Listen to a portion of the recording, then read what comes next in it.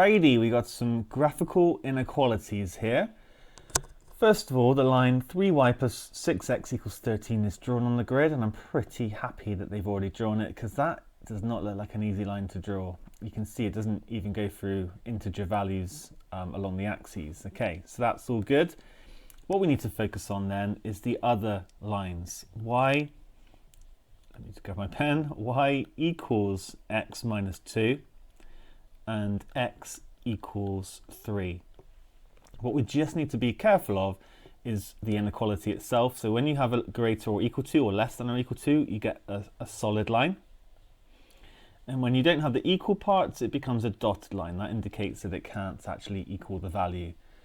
Right, let's look at y equals x minus 2 to start with. So this is in the form y equals mx plus c.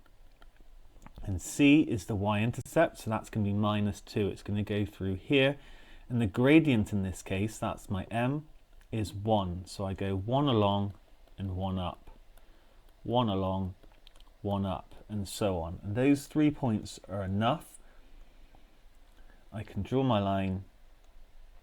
And yep, it's solid line because it's a less than or equal to. I've not dealt with that part of it yet, but it is a solid line because it can equal x minus 2. Then the other one, x equals 3. Maybe I'll do this one in red.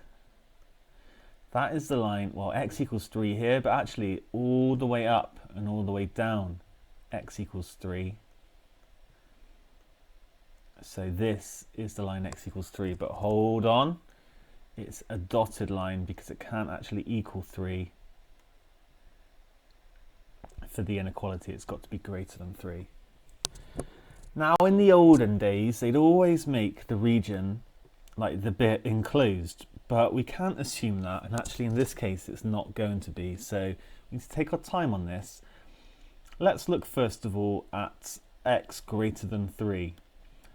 That's going to be, if x is greater than 3, then it could equal 4 or 5 or 3.1. It's going to be everything to the right of this red line.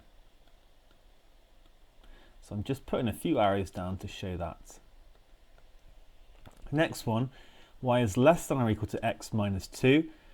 That's going to be everything below. So, you know, if y becomes really negative, then that's going to be less than x minus 2. So it's going to be everything below this line, just a few more arrows.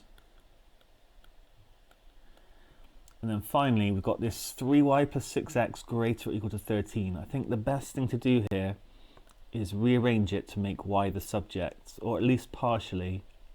So 3y is going to be greater or equal to 13 minus 6x. And that's the key thing. I could divide through by 3, but I can see it's a greater than. Y is greater or equal to 1. So actually it's going to be everything above that line.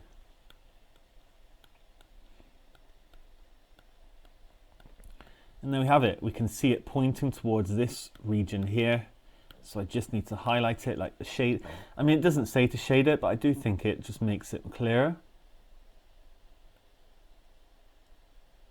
I shouldn't actually have it going across that line. There we go, pretty good.